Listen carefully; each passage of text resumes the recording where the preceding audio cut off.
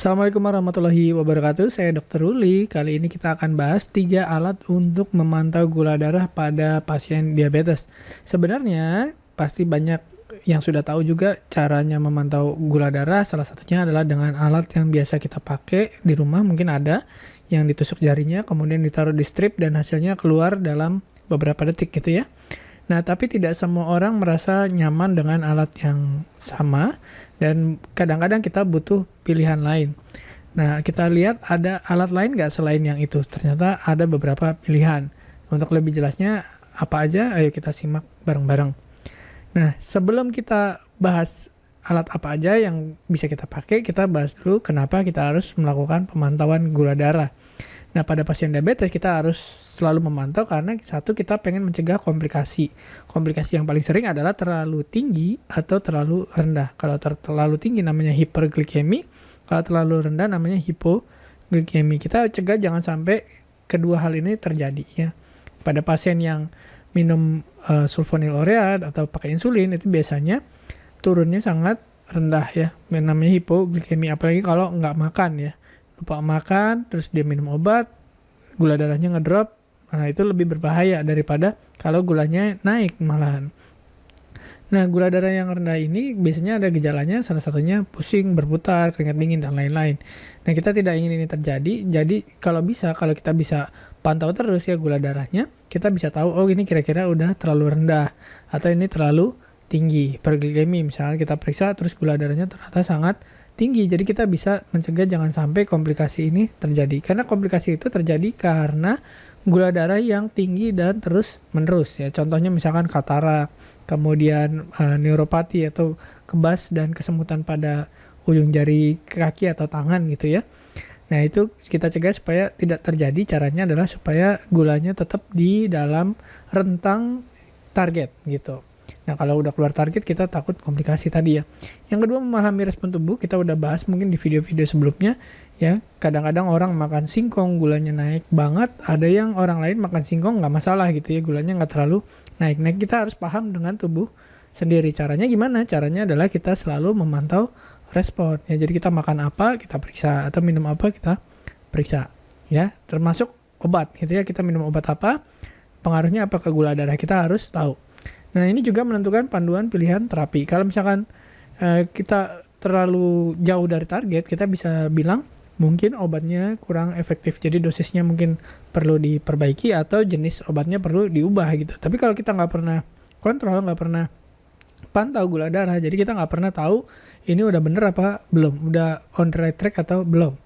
Nah, seperti janji kita tadi adalah apa aja yang kita bisa pakai untuk memantau gula darah. Yang pertama, itu alatnya ada 3 sekarang. Untuk sekarang pilihannya ada 3. Satu, dengan alat tes darah strip yang bisa kita pakai, ditusuk, ditaruh di stripnya, kemudian dalam beberapa detik akan keluar ya.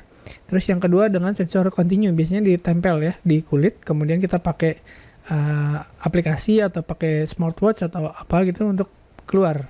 Tapi ini nggak perlu ditusuk-tusuk gitu ya. Yang berikutnya adalah tes A1C yang biasanya kita periksa setiap 3 bulan sekali untuk memantau kita udah on target atau belum gitu ya. Nah, apa aja kelebihan dan kekurangan masing-masing alat ini kita harus tahu supaya kita bisa milih yang mana yang pas nih. Yang pertama, alat darah tes yang strip, kita pasti udah tahu dan mungkin kebanyakan udah punya di rumah ya. Ini kenapa? Karena ini yang paling umum dan mudah digunakan dan mudah dicarinya, mudah dibeli gitu. Dan harganya juga termasuk yang paling murah gitu ya. Tusuk jari, terus kita tetesin darah ke strip, nanti hasilnya keluar dalam beberapa detik gitu kan. Nah, itu kita bisa periksa beberapa kali sehari. Cuman ya kita kapan waktunya sesuai anjuran dokter. Dokternya pengennya 6 kali atau 8 kali atau cukup 2 kali, nggak masalah ya. Pokoknya karena orang itu beda-beda gitu ya. Yang ada yang fluktuasinya sangat tinggi, ada yang fluktuasinya tidak terlalu tinggi.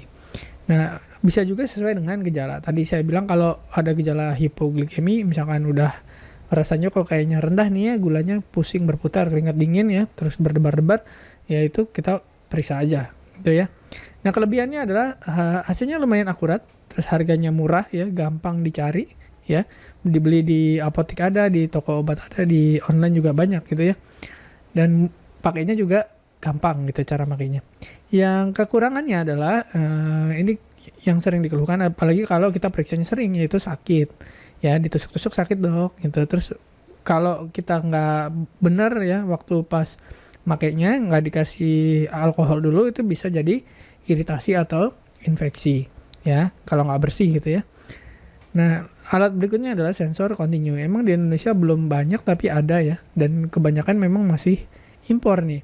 Nah, caranya adalah kita tampilkan namanya salah satu alatnya itu di kulit ya, ditempel di kulit nih seperti di gambar gitu ya. Kemudian ditempelnya itu bisa di lengan, bisa di perut paling sering ya. Yang dilakukan adalah dia akan mengukur gula darah secara terus menerus gitu ya. Hasilnya akan keluar di layar, di smartwatch bisa, di handphone bisa gitu ya. Atau kita pakai insulin pump misalkan, itu ada juga yang insulin pump ada screen-nya, ada layarnya, itu keluar juga di situ. Dan kita bisa ada warning-nya. Jadi kalau terlalu rendah atau terlalu tinggi dia akan bunyi ya, atau ngasih notifikasi gitu. Keunggulannya di situ ya. Nah, positifnya adalah ya, sisi bagusnya adalah satu, tidak sakit ya, nggak perlu tusuk jarum.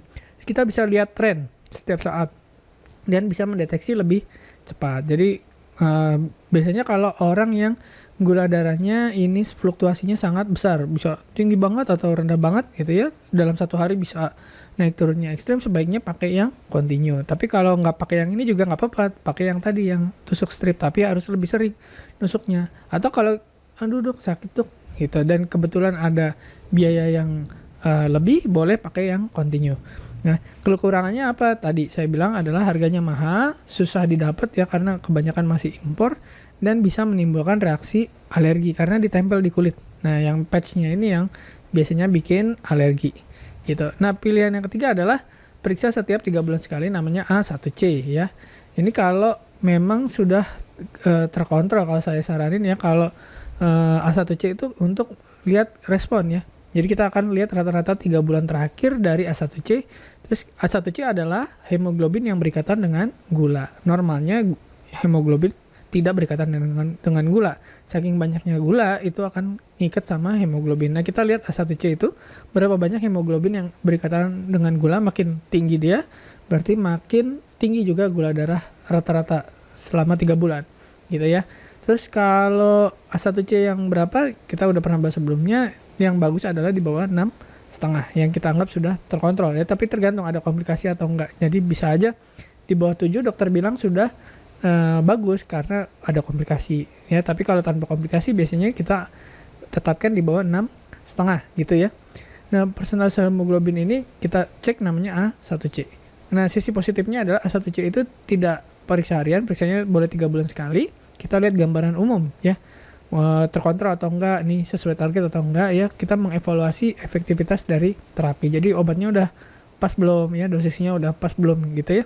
Atau kalau Anda nggak pakai obat, pakai gaya hidup ya, di bawah 6,5 selama 3 bulan berturut-turut, itu kelihatan di A1C-nya. Oh, walaupun tidak minum obat tapi A1C-nya bagus, terkontrol, itu kita berarti gaya hidup Anda udah benar, udah tepat gitu. Jadi tanpa obat pun sebenarnya bisa ya.